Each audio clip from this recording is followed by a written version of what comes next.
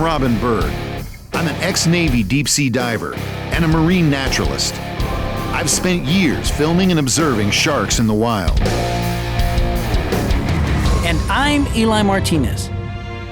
I'm an expert on shark behavior. I'm on a mission to unravel the secret world of sharks and share what I've learned with you. We're going to challenge everything you think you know about sharks.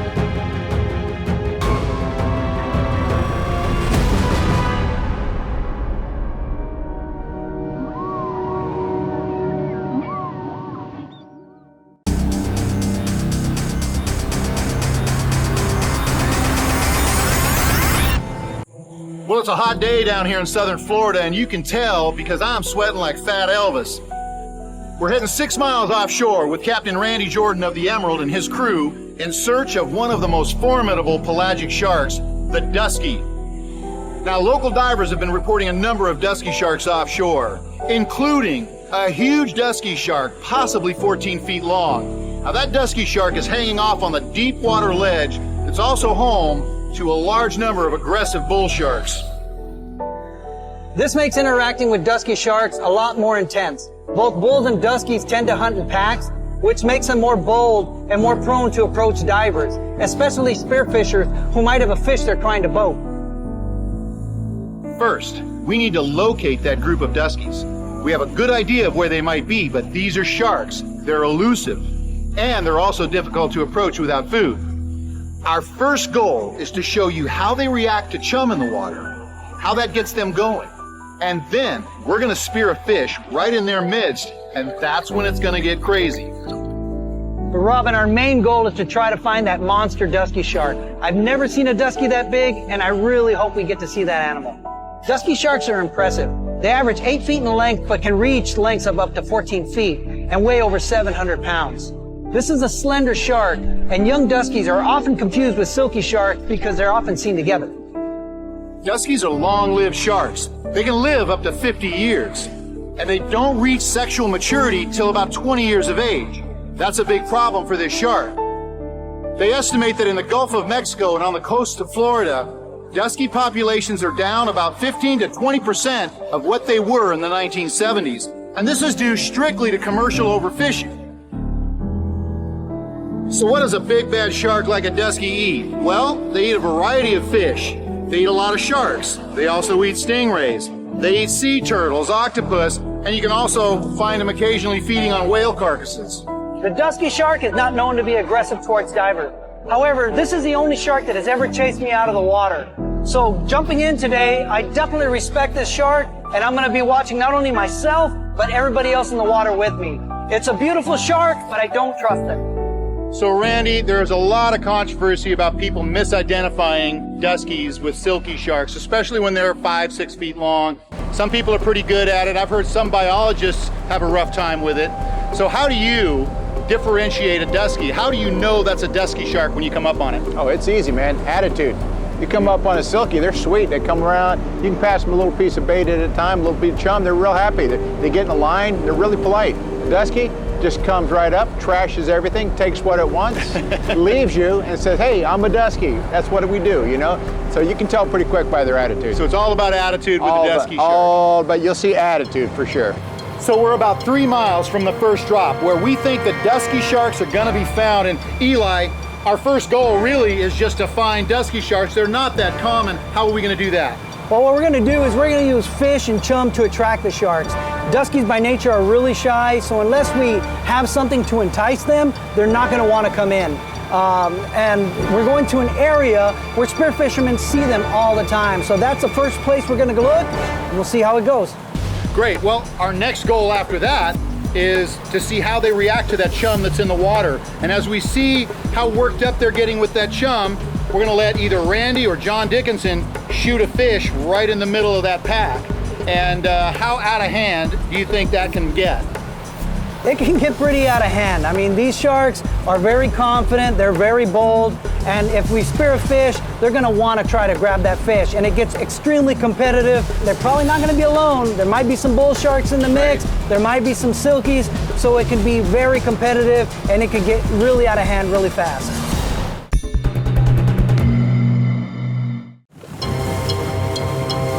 We're 7 miles offshore from Juno Beach, Florida. We're on the hunt for dusky sharks. Our team is gearing up for our first dive. Everybody in your gear. Here, it's over 150 feet deep. And this is where you begin to find dusky sharks. A large, very bold predator of open water. Our first challenge is to find the pack of duskies recently reported by spearfishers, to see how they react to chum and us. So I want to show you a little addition I made on my camera. The most dangerous shark is the one that's behind you. The one in front of you, you can deal with, but the one you can't see behind you, that's a dangerous shark. I actually put a rear view mirror on my underwater camera system. So hopefully, I'll see the sneaky one coming up behind me. Yeah, he put a rear view mirror on his camera so he can see where he's going when he's backing up, getting away from him. So I can see the look on my own face. We take our time gearing up for the first dive, double-checking our equipment. Randy Jordan is putting us right on the spot where packs of big dusky sharks have been harassing spearfishers. But will they show up today? Our driver Colin sets us up. The current's pushing these, right? And we enter the warm, clear water.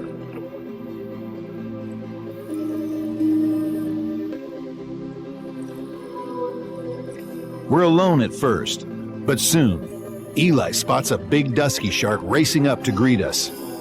A female over 7 feet long. She's a beautiful shark, and she's tracking the scent from the chum box.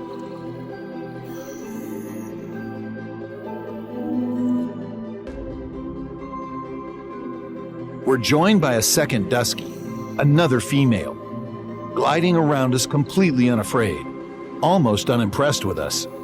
She's seen humans before.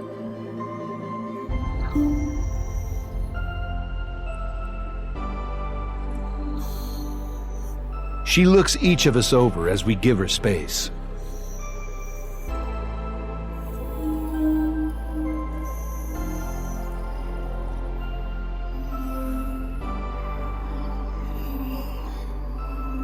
We haven't really begun to chum yet, but the chum box is already spreading an invisible scent trail for hundreds of yards, attracting even more duskies. And these big sharks mean business. They sense something is up, and they're waiting for an opportunity.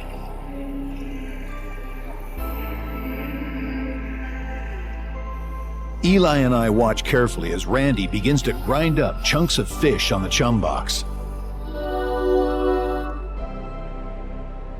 And we can see the dusky sharks react. And a huge 9-foot female cautiously noses the chum box before gliding away in frustration. While Eli tosses half a fish to a 7-foot dusky. These sharks are eerily unafraid of us, but that's exactly what duskies are all about. They are bold, confident, and not easily chased off when they decide they want what you have. But even with chum in the water, these sharks are still pretty well behaved. We notice most of the duskies have hooks embedded in their mouths or gills, and we attempt to remove them by twisting the shark's tail to momentarily put the shark in a state of tonic immobility. Tonic immobility is a temporary state of paralysis. Breathing and muscle contractions become relaxed, and the shark just sort of checks out, while the grip on the tail is maintained. Randy Jordan uses special pliers to grab and remove the hooks. We're out here looking for dusky sharks in an ocean where there are no fences. There's no fences. There's nothing that's going to keep any shark in or out. And then as we get up into mid-water, the first big dusky comes in. Then another big dusky comes in. And then a medium size, and another medium size. Pretty soon they're just swirling around us. And we're in this ballet with dusky sharks.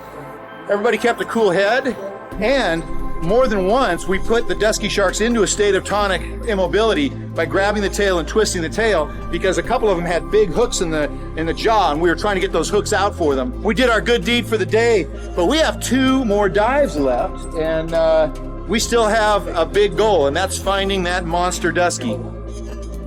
Oh, here you go. There you go. So this is straight from the dusky's mouth. This was just taken from a free-swimming dusky.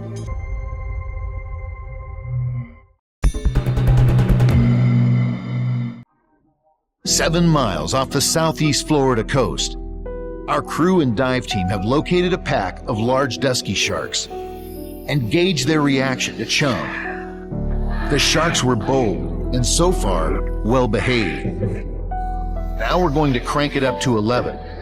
John Dickinson and Randy Jordan will each try and spear a fish in the middle of the pack of duskies. The sharks are only interested in the fish, but this is still very dangerous. Duskies are big and fast, and they can easily make a mistake. And still out there, a gigantic dusky shark named Shaka, so large that it's been mistaken for a great white. Can we locate that shark and bring it in close?" You know, like most people, the first time I saw a dusky, I didn't know what I was getting into, so I was naturally afraid. People are afraid of what they don't know. And I had heard so many stories about how aggressive they could be, and sure enough, man, I shot a fish, a dusky came over and just slammed it, ate the fish, tore up my spear gun, and just left me just in a state of awe. Since then, after seeing them so much and seeing their behavior and realizing that they're just after the fish, if you don't have fish, it's not like they're going to come over there and attack you.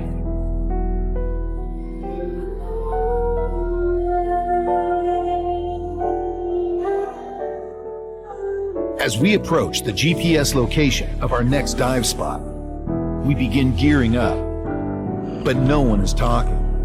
We all know when a fish is speared in this pack of sharks, it will probably get crazy and dangerous. I'm good to go, guys. All right, set them up. Let's do it.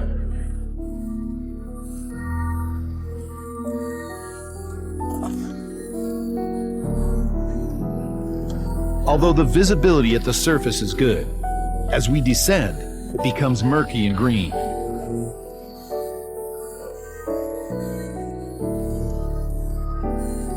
Randy wastes no time spreading out a trail of chum, while Eli and I watch and wait for the first shark to show up.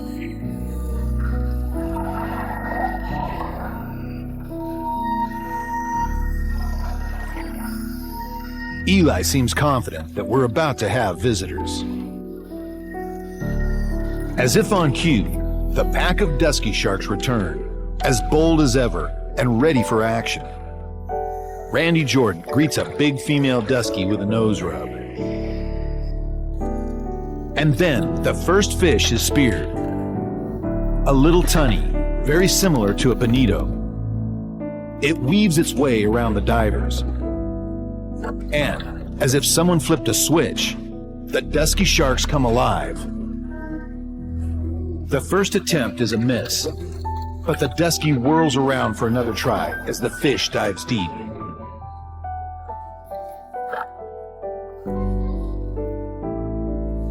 Randy grabs the shaft, trying to control the fish, as a big female dusky charges in to claim the prize. Another dusky roars into the scene to claim any remaining chunks.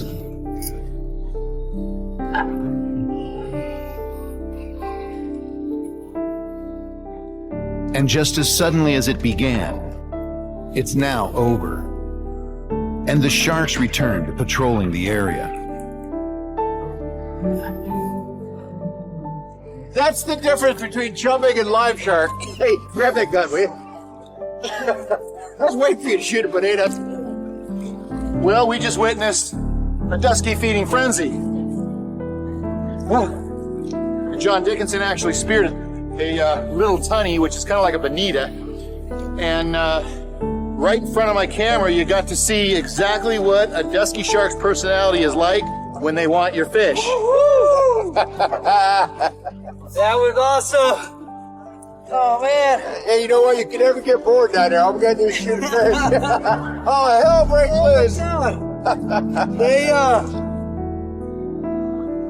They get excited, man. Yeah, they do. We have seen some big, huge dusky sharks, and even though they've been well behaved, that last dive, we got them worked up. So now you've seen what they behave like around chum, what they behave like around divers when everything's calm, and when you spear a fish, and there's a dusky around, and he wants your fish, give it to him.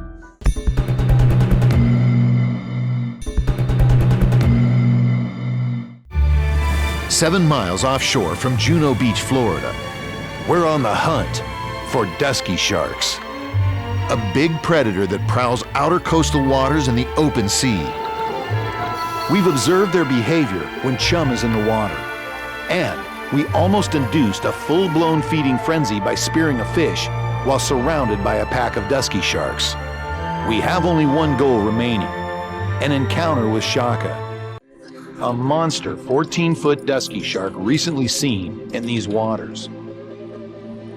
I've personally seen that 14-foot dusky right here at this location. That is one impressive shark. In fact, the first time I saw it, I thought it was a great white. It took a double take to realize it was the biggest dusky I've ever seen. Randy Jordan prepares a special box of chum. We have one more dive to find the monster dusky shark, so quality matters.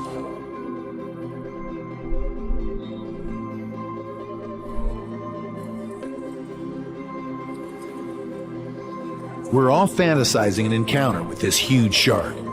It would be burned into our minds forever. A 12-foot dusky is a massive, massive shark. A 14-foot dusky has got to be ridiculous.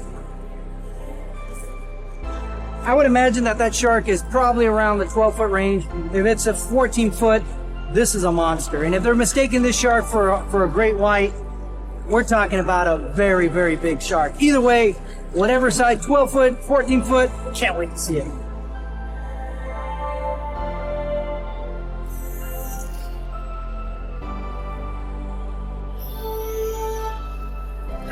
Randy wastes no time in creating a thick rain of chum, and dusky sharks begin showing up. These sharks are all 7 to 9 feet, and some of them must weigh over 300 pounds. But we're looking for a shark that's 12 to 14 feet and in the 700-pound class.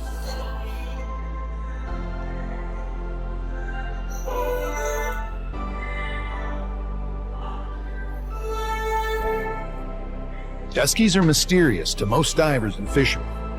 They're rarely seen and identified, which seems odd for such a large and noble predator of the open ocean. They are powerful, cautious, intelligent sharks, and we're all thrilled to have encountered so many large duskies. Yet we're also running out of time to find the monster dusky. The thought of encountering this huge shark has totally consumed us, but hope is quickly fading. Randy Jordan begins tapping his knife on his spear shaft in a last-ditch effort to attract the monster dusky within camera range. But we're running out of air. Our time is up, and we head for the surface. I say goodbye to the dusky that's been keeping me company. Eli says it all with a shrug.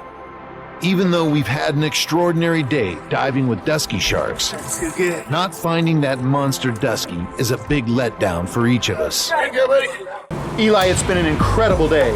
To see this many duskies, to see this many big duskies is extremely rare. And to see so many sides of their personality and to see so many different behaviors is extremely rare. But that's what this show is about, is shark behavior and how human behavior affects shark behavior. But Eli, we didn't pay off the 14-footer. No, we didn't.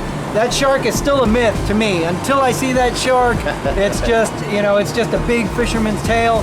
However, it's really exciting to see all these other duskies out here because there's a lot of big sharks. And if you got these big sharks here, chances of a 14-foot shark living in this area or migrating through the area is goes up. possible. Even though we didn't encounter it today, John Dickinson, one of our crew members, has seen it twice and has got great video of it. So we're going to show you what a 14-foot dusky shark actually looks like, and you can draw your own conclusions.